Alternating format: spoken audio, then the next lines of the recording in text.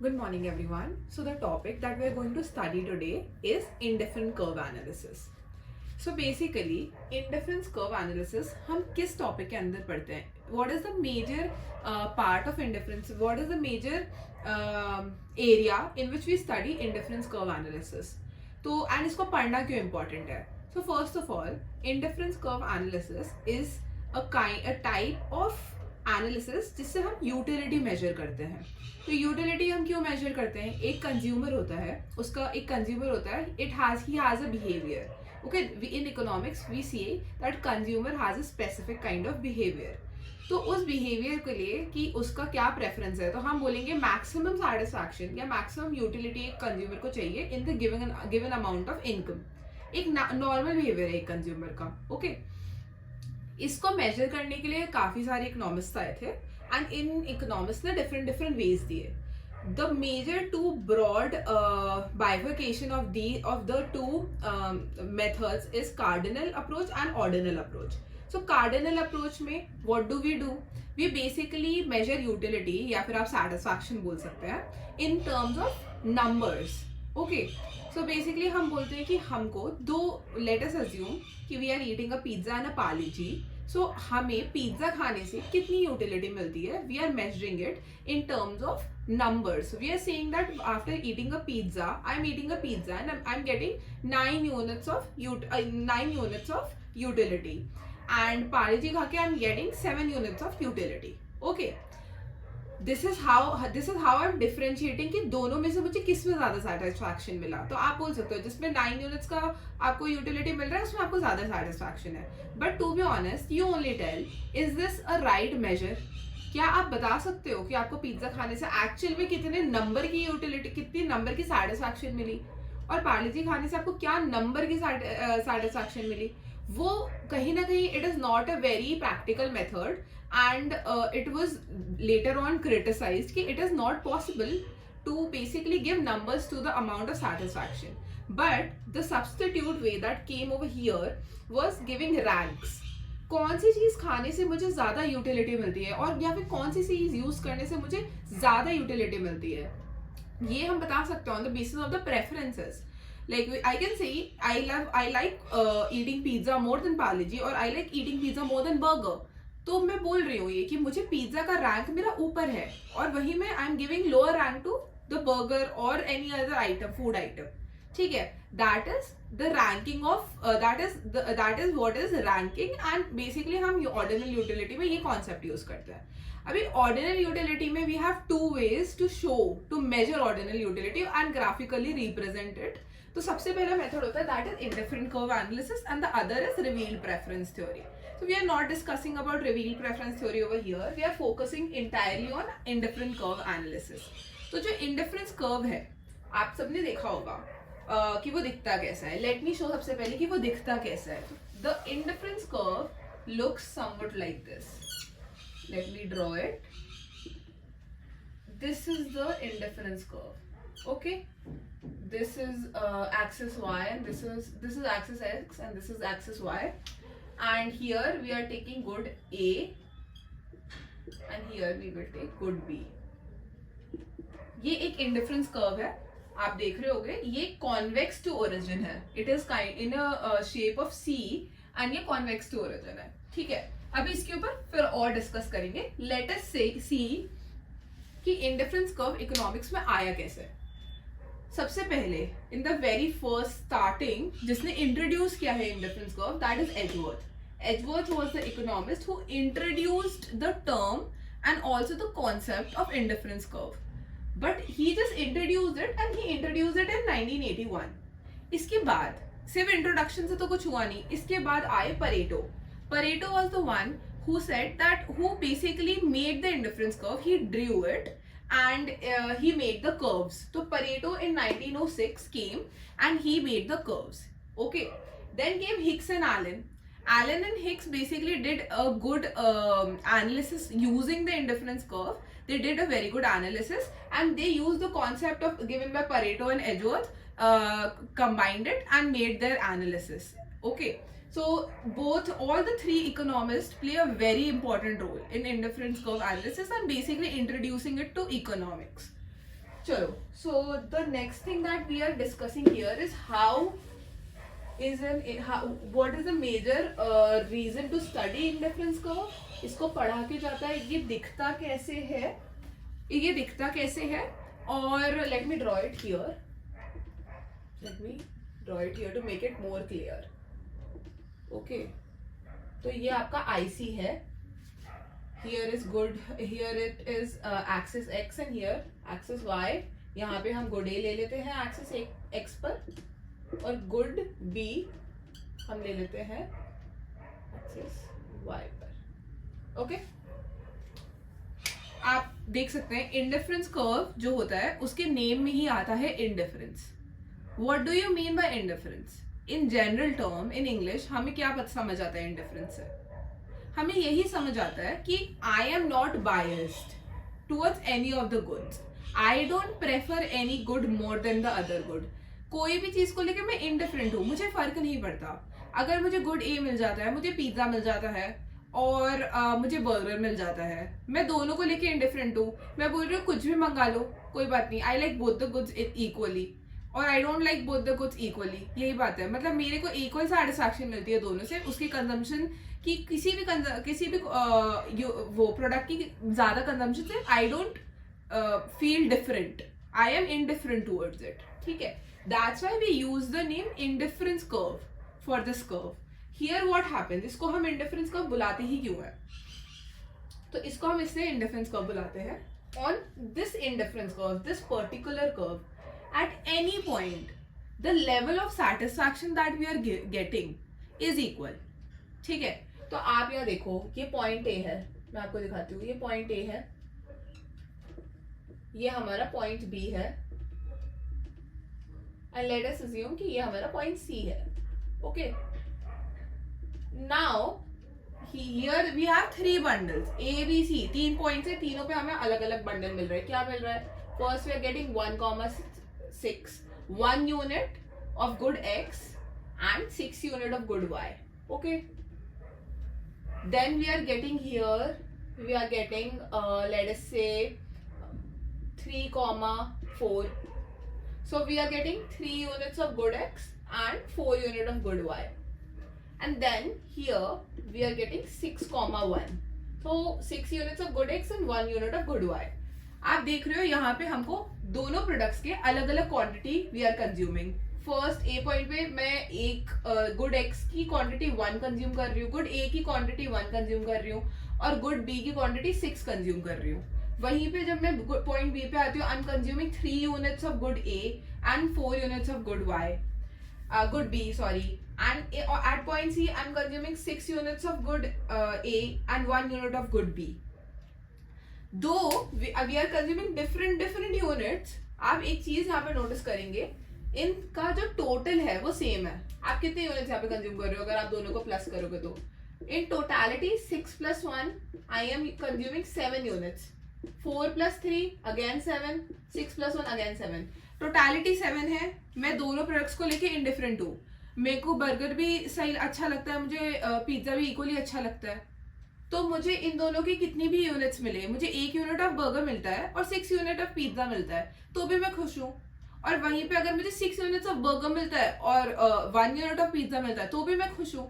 Y? Because equal in the end तो मुझे 7 units ही मिल रही है किसी भी प्रोडक्ट की, दोनों प्रोडक्ट को मिला के, और दोनों पसंद है मुझे.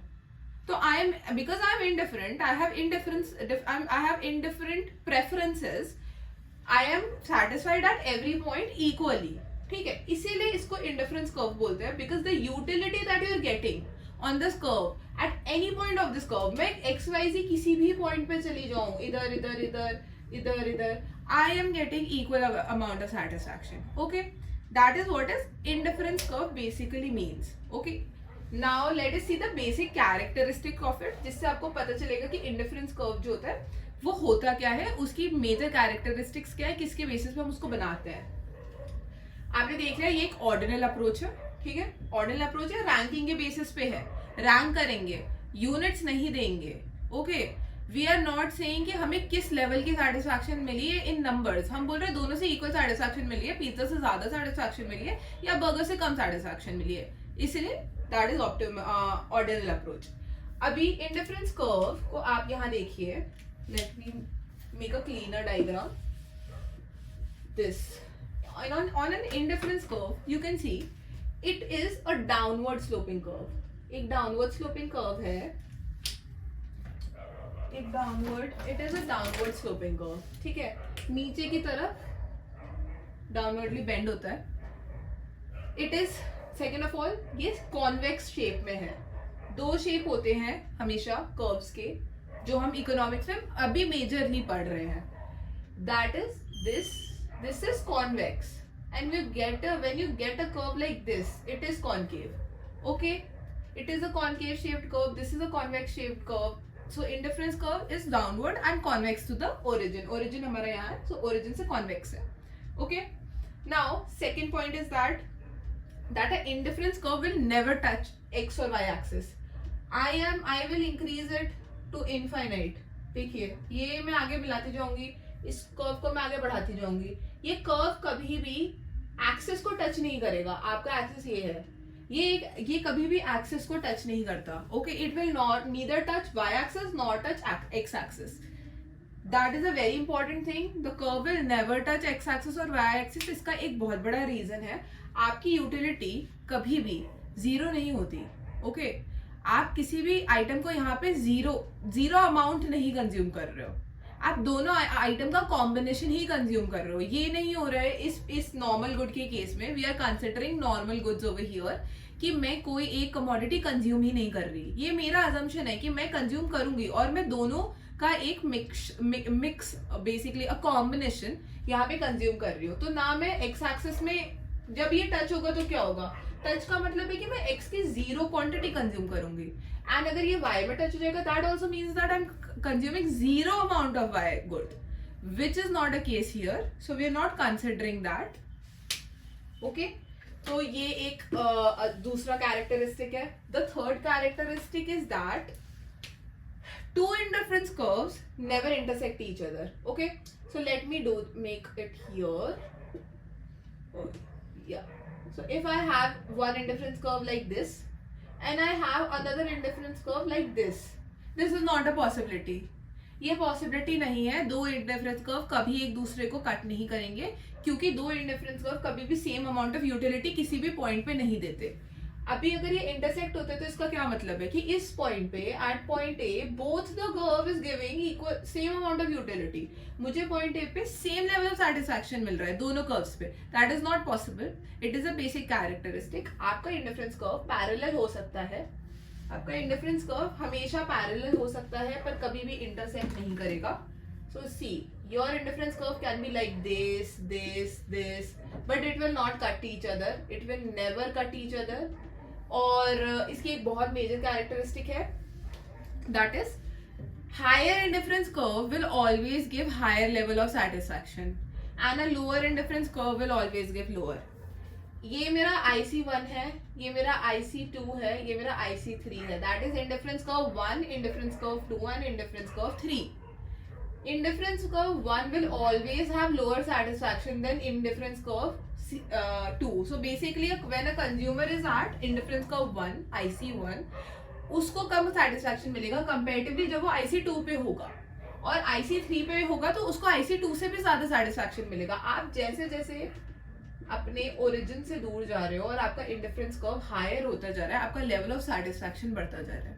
ठीक है, और आप कभी नीचे मूव करते हो तो आपका लेवल ऑफ सैटिस्फैक्शन कम हो जाता है. And being a rational consumer, जैसे हम इकोनॉमिक्स में पढ़ते हैं, एक रैशनल कंज्यूमर हमेशा एक हायर सैटिस्फैक्शन की एम करता है. हमने स्टार्टिंग में बोला था maximum satisfaction with limited income. So the income, there is a budget constraint, उसमें मुझे कैसे एक maximum satisfaction I can get. That is what is here also the concept कि मेरे को हायर, अगर मैं हायर आईसी पे जा रही हूँ, मुझे ज्यादा सेटिस्फैक्शन मिल रहा है, मैं कोशिश करूंगी कि मैं हायर आईसी ही मेंटेन करूं. In general scenario I will do that. Okay, so these are the basic characteristics of indifference curve. और एक बहुत मेजर कैरेक्टरिस्टिक और है इसका, जिसको हम लास्ट में डिस्कस करेंगे. First let us see the assumptions of indifference curve, because that is also very important. आप एक बात बताओ मुझे, हम हमेशा अजम्पशंस लेते हैं. अजम्पशंस क्यों इंपॉर्टेंट है? बिकॉज इन इकोनॉमिक्स और इन एनी सब्जेक्ट आपके पास एक बहुत ही वेरी वेरी डाइवर्स एरिया होता है जिसके अंदर आप बहुत सारे ऑप्शंस और बहुत सारे सिचुएशंस को कंसिडर कर सकते हो. But when we are framing a theory, here we are framing a theory, we need some constraints कि इतने चीजों के बीच में ही ये अजम्पशंस मैंने लिए हैं, मैंने ये थ्योरी इन अजम्पशंस के बेसिस पे बनाई है.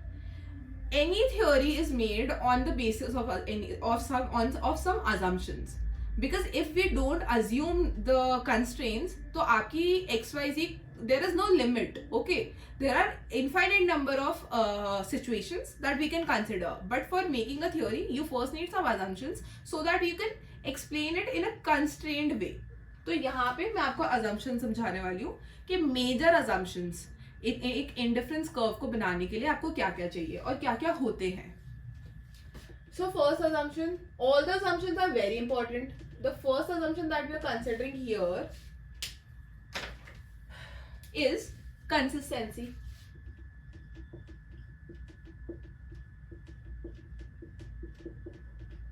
Okay, consistency से हमारा क्या मतलब होता है? कंसिस्टेंसी से हमारा ये मतलब होता है कि अगर एक बंडल है, मतलब मैंने अज्यूम किया कि मेरे को 4 यूनिट ऑफ बर्गर चाहिए और 5 यूनिट ऑफ बर्गर पिज्जाज चाहिए. ओके, ये मुझे मिल रहा है. And at the same amount, if I am paying some amount, I am getting 4 units of burger and 5 unit of pizza. But at the same तो next but I am not considering when I'm not considering the case in which I'm getting 3 units of burger and 3 units of pizzas. तो मैं इसको बोल देती हूँ first वाले को कि this is bundle A and this is bundle B. ठीक है, मैंने इनको बंडल बोल दिया because when we combine it तो आप इसको बंडल बोलते हो, combine the amount units. Okay, तो यहाँ पे क्या हुआ, आप देख रहे हो 4 यूनिट्स ऑफ बर्गर है और 5 यूनिट्स ऑफ पिज्जा है एक बंडल में. दूसरे बंडल में 3 units of burger and 3 units of pizzas है. Now what a rational consumer will do, उसको हमेशा ज्यादा चाहिए. ठीक है, ज्यादा लेवल ऑफ सेटिस्फैक्शन चाहिए, ज्यादा सेटिस्फैक्शन और ज्यादा बंडल चाहिए, एक बड़ा बंडल चाहिए. ठीक है, a bigger bundle of goods which has more of either one good और बोथ द गुड्स. यहाँ पे both the goods are more in bundle A. Okay, तो मैंने बोला कि I will never prefer bundle B, I will never prefer bundle B over bundle A. I will never do that. तो ये this is valid for one period, हम यहाँ पे इस पीरियड में बोल रहे हैं, बट ये वैलिड होगा हर पीरियड के लिए. This is the case of one period, but ये हर पीरियड के लिए, that is for making every IC और in that analysis in every period मैं बोल रही हूँ I will never consider bundle B by bundle A. Bundle B यही रहने वाला है, बंडल ए यही रहने वाला है, it is a given point. मैं बोल रही हूँ कि ये मैं कभी कंसिडर नहीं करूंगी. ठीक है, because it is a smaller bundle, और कोई भी इसका और रीजन भी हो सकता है. हियर वी आर सेइंग कि इसमें कम कमोडिटी है, इसमें both the units are less, so we are not considering B over A, and we will follow this for every period, all the next period also. If this is the first period, then we will consider the same in the second period also, and so on. Okay, this is consistency. If I am not preferring one bundle over the other bundle in one period, I will not prefer it in any other period also. That is what we mean by consistency. ठीक है, second हमारा assumption यहाँ पे आता है transitivity. Okay, the second assumption is transitivity.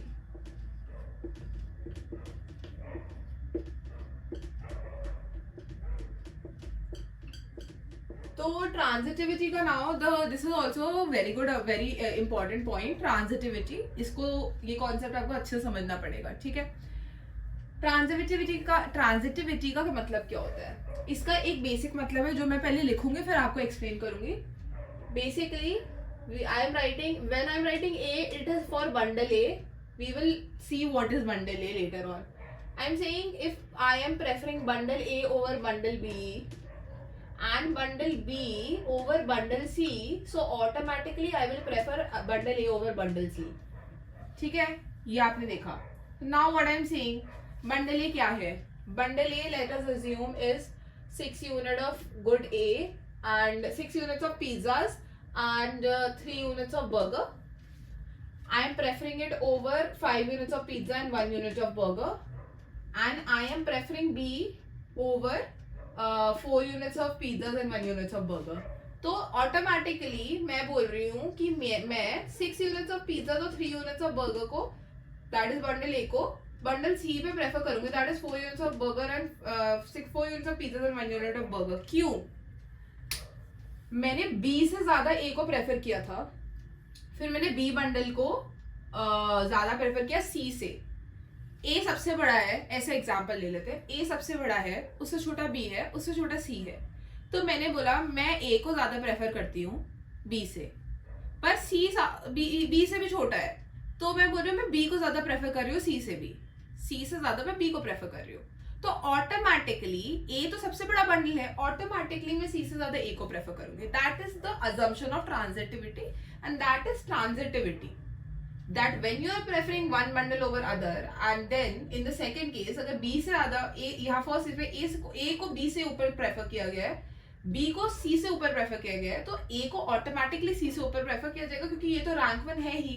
आप rank 1 को rank 3 से ज्यादा प्रेफर करोगे ही, ठीक है, क्योंकि 2 से ज्यादा आप रैंक 1 को प्रेफर करते हो। अभी आप 2 को ज्यादा करो 3 से, तो आप 3 से ज्यादा 1 को भी करोगे, ठीक है। That is transitivity. Here we are preferring bundle A over bundle C।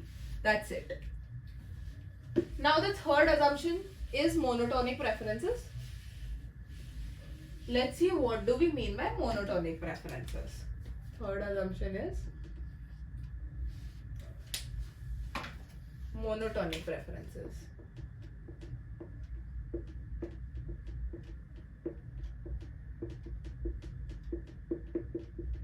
देखो, मोनोटोनिक प्रेफरेंसेस का assumption बहुत सिंपल है, बट उससे पहले आपको पता होना चाहिए व्हाट इज रैशनैलिटी। एक रैशनल कंज्यूमर होता है। इकोनॉमिक्स में we always talk about a rational consumer. In general cases we are not considering any exceptions over here, okay. तो यहाँ पे देखिए, एक रैशनल कंज्यूमर कौन होता है? एक रैशनल कंज्यूमर वो ह्यूमन बीइंग है जो हमेशा मैक्सिमम सेटिस्फैक्शन के लिए रन करता है। उसको मैक्सिमम सेटिस्फैक्शन चाहिए किसी भी हालत में। उसको नहीं फर्क पड़ता कि कौन सा गुड उसको ज्यादा दे रहे हो, कौन सा कम दे रहे हो। उसको ज्यादा जहां मिलेगा, जो भी गुड उसको ज्यादा मिलेगा, specially in case of indifference curve, उसको दोनों में से कोई भी गुड ज्यादा दे दो वो चला जाएगा, दोनों में से एक गुड ज्यादा दे दो वो चला जाएगा। उस वाले बंडल को, उसको वो बंडल चाहिए। वो बोलेगा भैया मुझे पिज्जा ज्यादा मिल रहा है इसमें और बर्गर की उतनी ही क्वांटिटी मिल रही है, तो भी मेरे को वही वाला बंडल चाहिए क्योंकि पिज्जा ज्यादा मिल रहा है। फिर बोलेगा नहीं मुझे बर्गर ज्यादा मिल रहा है ये वाले बंडल में, 2 यूनिट्स बर्गर बोर मिल रहा है पर पिज्जा का तो उतना ही यूनिट मिल रहा है, तो वो बर्गर के लिए चला जाएगा, ठीक है। वहीं पे अगर उसको बर्गर और पिज्जा दोनों ही ज्यादा मिल रहा है, फिर वो उस बंडल के लिए चला जाएगा। तो लेट अस सी कि हमारे पास 3 बंडल्स है, बंडल ए है, बंडल बी है और बंडल सी है, ठीक है। पहले बंडल में मेरे को मिल रहा है 4 units of burger and 6 unit of pizza. Second bundle में मुझे मिल रहा है 6 unit of burger, 4 unit of pizza, ठीक है। थर्ड बंडल में मुझे मिल रहा है 8 unit of burger, 10 unit of pizza. अब एक रैशनल कंज्यूमर क्या करेगा? अब आप एक रैशनल कंज्यूमर हो, आप बताओ, आपको इनमें से एक बंडल चाहिए, आपको एक ऑप्शन मिला है, आपको तीनों में से कोई भी मिल सकता है, कोई एक्स्ट्रा चार्जेस नहीं है, सेम अमाउंट में तीनों मिल रहा है, आप क्या लोगे? आपको दे रखा है फुल इंडिपेंडेंस, यू चूज, तो क्या लोगे आप? देखो, बीइंग अ रैशनल कंज्यूमर मैं क्या लूंगी? मैं तो लूंगी बंडल सी। इसके अंदर सी वाई लेट अस सी वाई। इसमें देखो मेरे को बर्गर, लेट्स अज्यूम कि पहले यही बर्गर की क्वांटिटी और ये पिज्जा की क्वांटिटी है इस साइड, है ना। यहाँ पे देखो 4 units of burger, 6 units of pizza, 6 units of burgers, 4 units of pizza, ठीक है। दोनों में से मैं किसी के लिए इंडिफरेंट ही थी क्योंकि दोनों में इक्वली अमाउंट मिल रहा था। मेरे को दोनों पसंद है, मेरे को ए और बी में तो कोई कंफ्यूजन ही नहीं हुआ। सी में मैंने देखा कि मुझे बर्गर की क्वांटिटी मिल रही है 8, दैट इज 4 मोर यूनिट्स यहाँ से एंड 2 मोर यूनिट्स यहाँ से, ठीक है। And then 10 units of pizza, इससे भी ज्यादा, इससे भी ज्यादा। यहाँ मेरे को सबसे ज्यादा पिज्जा और सबसे ज्यादा बर्गर मिल रहा है। Being a rational consumer I will opt this bundle only. That is monotonic preferences. आप बोलते हो कि बीइंग अ रैशनल कंज्यूमर, एक कंज्यूमर हमेशा वो बंडल चूज करेगा, वो पॉइंट चूज करेगा जहां पे उसको मैक्सिमम सेटिस्फैक्शन मिलता है, ठीक है। वो इंडिफरेंस कर्व पे भी एक ऐसा पॉइंट तो he is indifferent on the entire curve, वो एक हायर इंडिफरेंस कर्व के लिए जाता है। अगर उसके पास ऑप्शन है सी, मैं मेरी सेटिस्फैक्शन बढ़ा सकती हूँ अगर मैं एक हायर इंडिफरेंस कर्व पे जाऊंगी। वही ऑप्शन है मेरे पास। इस इंडिफरेंस कर्व पे, एक सिंगल इंडिफरेंस कर्व पे तो मुझे इक्वल लेवल ऑफ सेटिस्फैक्शन मिल रही है। There is no point of me saying कि मैं इधर चाहिए मेरे को पॉइंट, या बी चाहिए या सी चाहिए। ये बोलने का कोई पॉइंट ही नहीं बनता, क्योंकि मुझे हर जगह पे 10 units of satisfaction, let's not consider the unit, sorry, मैं बोल रही हूँ मुझे हर जगह पे सेम इक्वल सेटिस्फैक्शन मिल रही है। मुझे चाहिए higher satisfaction and I have the option. तो मैं कहाँ चली जाऊंगी? मैं ऑटोमेटिकली हायर इंडिफरेंस कर्व पे चली जाऊंगी। मैं ऊपर जाना प्रेफर करूंगी। If I have the option, I have the budget, I am willing to go for it, I have no constraints, मैं हमेशा हायर आईसी चूज करूंगी। ये होता है मोनोटोनिक प्रेफरेंस, कि हमेशा हायर सेटिस्फैक्शन के पास की तरफ ही कंज्यूमर जाएगा। ठीक है? Okay, so these were the main assumptions. Now only one small concept is left, जो आपको इन सारी चीजों को कंबाइन करके ही पता चल जाएगा। जो हमने अभी सब पढ़ा है उसी से वो कॉन्सेप्ट निकलने वाला है, दैट इज इंडिफरेंस मैप। तो अब देखते हैं इंडिफरेंस मैप होता क्या है। लेट अस सी इंडिफरेंस मैप क्या होता है। Okay, indifference map, what is an indifference map? If you have seen it तो आपको पता होगा कि वो दिखता कैसा है। Let me draw it for you. ये हमारा axis, x axis, y axis, let's say good A, we have good A over here and good B over here, और ये मैंने बनाया मेरा IC, first IC. Okay, अभी इसी पे I am making another IC, that is IC1, and then there is another IC, that is IC2. One more IC I have made, IC3, and I can go on and on and on and on. ठीक है, आप देख रहे हो ये ICs higher IC है। This combination of ICs, ये जो एक कॉम्बिनेशन है IC1, IC2 और भी बहुत सारे आईसीज का, ये इनफाइनाइटली जा सकते हैं आगे। Higher they can go infinitely on the higher side और lower side, but lower side में एक्सिस के नीचे नहीं जाएगा और एक्सिस को टच नहीं करेगा, तो इस केस में it can go higher on the higher side. ठीक है, वो पूरे कॉम्बिनेशन को हम बोलते हैं indifference map. Here we have 4 ICs and the combination of the 4 ICs indifference curve is called an indifference map. ठीक है, अभी यहाँ पे आपको पता चल चुका है that on IC1 I will have more higher level of satisfaction than IC, and on IC2 I will have higher level of satisfaction than IC1. So maximum, अगर मैं यहाँ पे लिखती हूँ आपको कि मैक्सिमम सेटिस्फैक्शन मुझे इन 4 आईसीज में से कहाँ पे मिल रहा है, तो I will get highest level of satisfaction on IC3, उससे थोड़ा कम ऑन IC2, उससे कम IC1 पे, एंड देन उससे और कम मुझे मिल रहा है ऑन IC। ठीक है, so that is how we see an indifference map, and this is an indifference map. ठीक है, जिसमें डिफरेंट आईसीज होते हैं, उसका कॉम्बिनेशन होता है, और जब आप उसको इस तरीके से रिप्रेजेंट करते हो इन टोटलिटी, इस चीज को इंडिफरेंस मैप बोला जाता है। It has same assumption and features as indifference curve, just it is a combination of it. Okay, ठीक है, थैंक यू सो मच।